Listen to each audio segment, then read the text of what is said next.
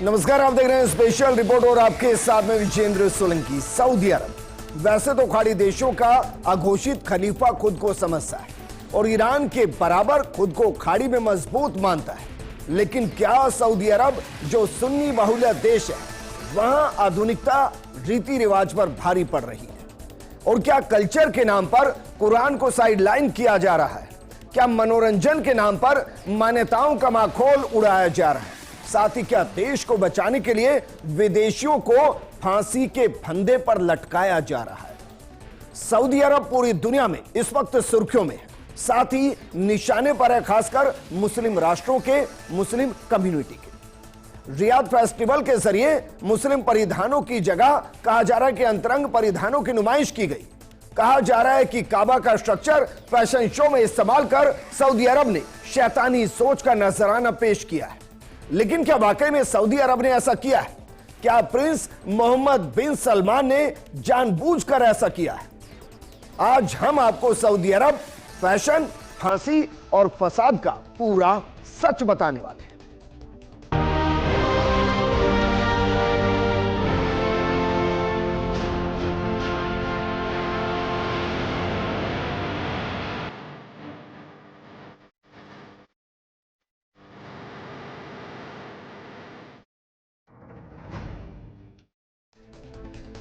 Saudi अरब में fashion तक पहुंचे उससे पहले जो फंदा हमने आपको दिखाया है, जरा इसके पीछे की कहानी आपको बताते हैं।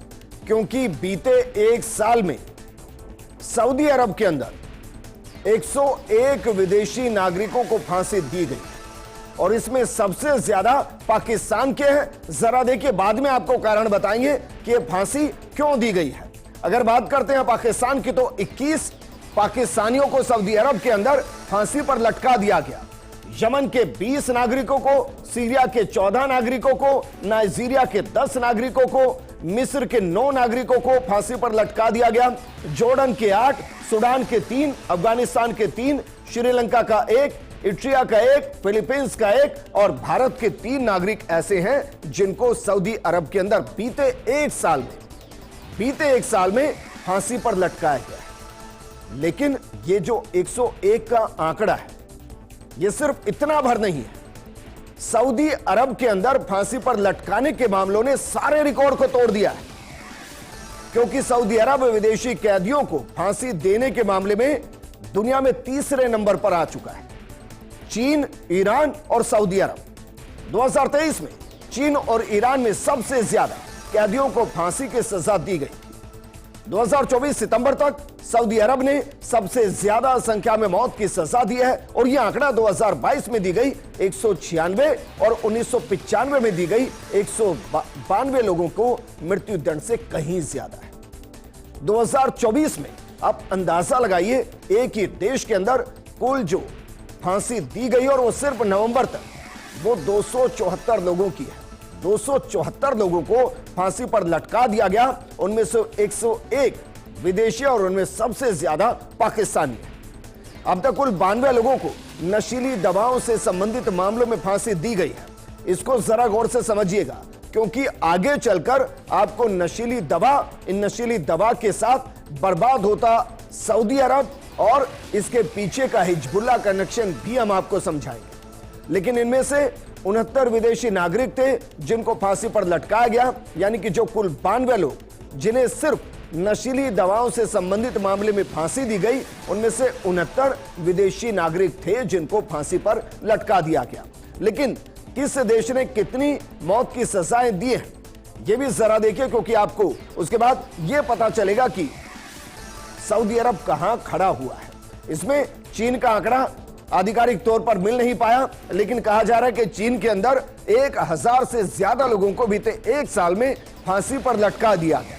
इसके अलावा जो आंकड़ा मिला है उसमें ईरान का आंकड़ा है 853 लोगों को बीते एक साल के अंदर या कहीं कि नवंबर तक फांसी पर लटका दिया गया है।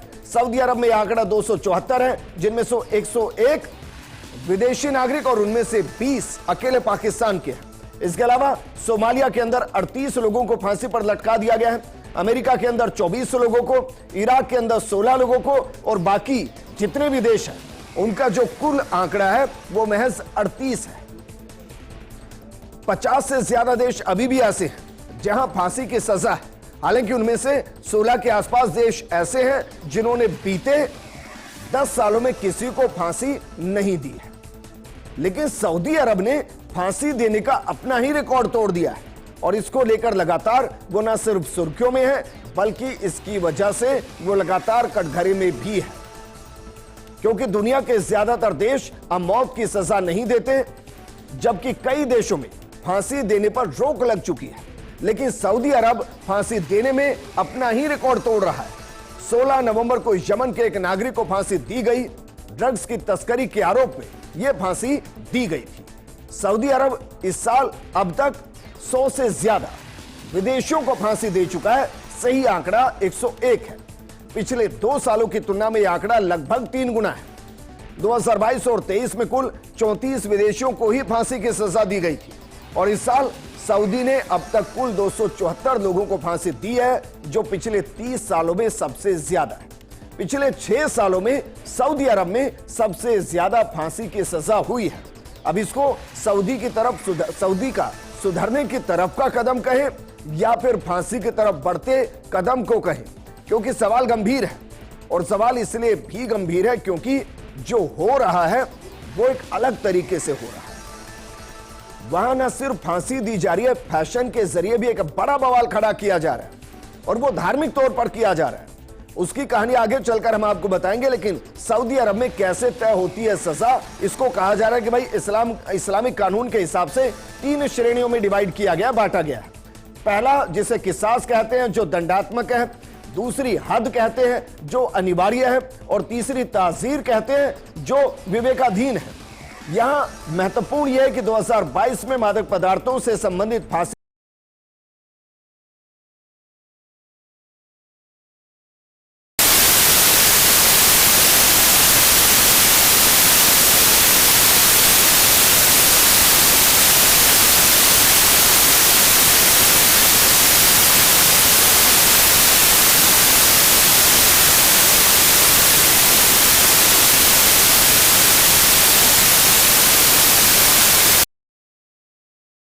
जो गंभीर सवाल है वो गंभीर सवाल यह कि सऊदी के अंदर इतनी बड़ी तादाद में लोगों को फांसी पर क्यों लटकाया जा रहा है। इसके अलावा एक और सवाल है। सवाल यह है कि उसमें 101 विदेशी नागरिक क्यों हैं, 40% के आसपास विदेशी नागरिक क्यों हैं। एक और सवाल है, जो विदेशी नागरिक हैं उनमें से 69 यानी कि लगभग 70% के आसपास वो क्यों हैं जो नशे वाली दवाइयों से जुड़े हैं, नशीली दवाइयों से जुड़े हैं। तो चलिए ये कनेक्शन भी आपको समझाते हैं कि सऊदी अरब, कैप्टागन गोली, मौत और फांसी के बीच का सच क्या है और क्यों सऊदी अरब में ऐसा किया जा रहा है। दरअसल oxyndus.net ये एक वेबसाइट, उसके अनुसार बताया गया है कि सऊदी में नशीली दवाओं का एक तरीके से अटैक हो रहा है, वहां की आवाम पर अटैक हो रहा है। 2022 में सऊदी अधिकारियों ने देश के इतिहास में अवैध नशीले ड्रग्स की सबसे बड़ी जब्ती की थी। इस दौरान करीब 4 करोड़ 70 लाख एम्फेटामिन गोलियां आटे की खेप में छिपाकर सऊदी लाई गई थी, जिन्हें राजधानी रियाद के एक गोदाम में रखा गया था। इन गोलियों को कैप्टागन भी कहा जाता है। इससे पहले 2021 में करीब 3 करोड़ गोलियां जब्त की है। सऊदी में रिकॉर्ड की गई जब्ती ये दर्शाती है कि मध्य पूर्व की ड्रग राजधानी के रूप में सऊदी अरब की भूमिका तेजी से बढ़ रही है और इस डिमांड को बढ़ाने में किसका हाथ है? इस डिमांड को बढ़ाने में सीरिया और लेबनान के तस्करों का हाथ बताया गया है, जो इसे ड्रग्स के लिए पॉपुलर डेस्टिनेशन मानते हैं। दिसंबर 2021 में लेबनान के आंतरिक सुरक्षा बलों ने जॉर्डन के रास्ते रियाद में कॉफी बैग में छिपाकर 40 लाख कैप्टागन गोलियों की तस्करी विफल कर दी। सऊदी अरब भले ही अरब देशों का मुखिया बनना चाहता हो, मगर उसकी असली लड़ाई कैप्टागन और शाबू जैसे ड्रग्स के खिलाफ है। और ये किसमें इस्तेमाल होती है?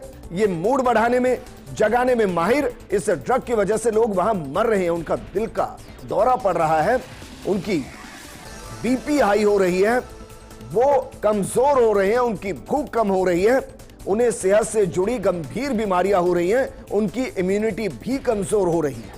अब यहां से समझने की कोशिश कीजिए, क्या वाकई में इसलिए उनको फांसी पर लटकाया जा रहा है क्योंकि वो सऊदी अरब की आवाम को बर्बाद कर रहे हैं, उन्हें मार रहे हैं? और क्या ये एक तरीके से प्रॉक्सी वॉर है जिसको सीरिया और लेबनान सऊदी अरब के खिलाफ चला रहे हैं? क्योंकि जो कैप्टागन गोली है उसका कनेक्शन हिजबुल्लाह के साथ जुड़ता है, वो हिजबुल्लाह जो लेबनान के अंदर है। दरअसल सीरियाई सरकार पर नशीली दवाओं की तस्करी में सक्रिय रूप से शामिल होने का आरोप लगाया गया। सीरिया और लेबनान में ईरान समर्थित हिजबुल्लाह के नियंत्रण वाले क्षेत्र इस दवा के प्रमुख उत्पादन केंद्र बन गए। 2019 में सीरिया और लेबनान का इस ड्रग का आप अंदाजा लगा सकते हैं, $5 बिलियन के करीब का कारोबार था। सऊदी अरब को डर है कि ये दवाएं उनके खिलाफ आतंकी समूहों की मदद कर रही है, क्योंकि जाहिर है जो दवाएं बिक रही है उसका पैसा कहीं ना कहीं हिजबुल्लाह तक जा रहा है और हिजबुल्लाह फिर उसी के खिलाफ इसको इस्तेमाल कर रहा है। उन लोगों को पैसा मुहैया कराया जा रहा है जो सऊदी के दुश्मन है। सऊदी सरकार ने संकेतों में यह भी कहा कि देश में भांग और कैप्टागन के मार्केट के पीछे हिजबुल्लाह का हाथ है। यह ड्रग सऊदी के 12 से 22 साल की उम्र वाले बच्चों को अपनी गिरफ्त में ले रहा है। वहीं 40% सऊदी ड्रग एडिक्ट कैप्टागन का इस्तेमाल कर रहा है और ये आंकड़ा बहुत ज्यादा है। और ये अफगानिस्तान से ईरान, इराक, लेबनान और सीरिया से होते हुए अक्सर जॉर्डन के रास्ते सऊदी अरब पहुंचता है। वहीं यमन के रास्ते सऊदी अरब के अंदर गांजा लाया जाता है। आप सोचिए सर, अब इसको आप वहां सही कदम कहेंगे कि जिन्होंने सऊदी अरब की युवा आवाम को मौत के घाट उतारने के लिए छद्म युद्ध प्रॉक्सी वॉर शुरू किया है, उनको फांसी पर लटकाया जा रहा है, या फिर उन सबको फांसी पर लटकाया जा रहा है जिनके बारे में सऊदी अरब सोचता है कि शायद वो उसके खिलाफ और उसके दुश्मन। लेकिन जो आंकड़ा है, जो कैप्टागन के जरिए 40% युवाओं को जद में लिया जा रहा है, 12 से 22 साल के युवाओं को इसका एडिक्ट किया जा रहा है, ये एक खतरनाक स्थिति है। और आप जानते हैं कैप्टागन कैप्सूल का इस्तेमाल इससे पहले कब हुआ था? सेकेंड वर्ल्ड वॉर के आसपास इसका इस्तेमाल किया गया था। बहुत से देश ऐसे हैं जिन्होंने इसके साइड इफेक्ट को देखते हुए इसे पूरे तरीके से बंद कर दिया, यहां तक कि अपने देशों में इनका प्रोडक्शन भी पूरे तरीके से बंद कर दिया। लेकिन लेबनान और सीरिया, खासकर लेबनान का वो हिस्सा जो हिजबुल्लाह के कंट्रोल में है, वहां से इसको पूरी दुनिया में एक्सपोर्ट किया जाता है। और फिलहाल इसका जो एपी सेंटर बना हुआ है वो सऊदी अरब बना हुआ है। लेकिन सऊदी अरब एक और चीज का एपी सेंटर इस वक्त बना हुआ है। मुस्लिम समाज नाराज है, भयंकर नाराज है। जमकर सोशल मीडिया पर प्रिंस सलमान और सऊदी अरब के लिए लिखा जा रहा है, और उसके पीछे की वजह है दरअसल रियाद सीजन फेस्टिवल। और यह वजह क्यों है, इसको समझने के लिए इस पूरी कहानी को समझना पड़ेगा, क्योंकि फांसी क्यों दी जा रही है यह आपको काफी हद तक समझ में आई है। लेकिन फैशन की वजह से फसाद क्यों है, यह अब हम आपको समझाते हैं। दरअसल प्रिंस सलमान की विजन 2030 योजना का एक प्रमुख हिस्सा है रियाद सीजन फेस्टिवल। इस फेस्टिवल की शुरुआत 2019 में हुई थी और इसका उद्देश्य सऊदी अरब की अर्थव्यवस्था में पर्यटन और मनोरंजन के माध्यम से विविधता को लाना है। 12 अक्टूबर 2023 को शुरू हुए इस फेस्टिवल में कई ग्लोबल सितारे और कई देशों के सांस्कृतिक कार्यक्रम शामिल हुए। इस साल यह फेस्टिवल मार्च 2025 तक चलेगा, जिसमें लाखों लोग भाग ले रहे हैं। और यह फेस्टिवल रियाद के विभिन्न स्थानों में आयोजित किया जा रहा है, जिनमें थीम पार्क, रेस्तरां, सांस्कृतिक शो और फैशन इवेंट्स शामिल हो रहे हैं। लेकिन सवाल यह है कि विवाद क्यों है? तो विवाद को मुख्य तौर पर 2 बिंदुओं के जरिए हम आपको समझाने की कोशिश करें, और फिर उसमें एक तीसरा वो एंगल हम आपको बताएंगे जिसने सऊदी अरब को ही सवालों के घेरे में लाकर खड़ा कर दिया है। लेकिन बहरहाल जो आलोचनाएं की जा रही हैं रियाद फैशन फेस्टिवल की, उसकी 2 प्रमुख वजह क्या है, इसको एक बार जरा देख लीजिए कि इसकी वजह पहला, गाजा और लेबनान में चल रहे युद्धों की अनदेखी।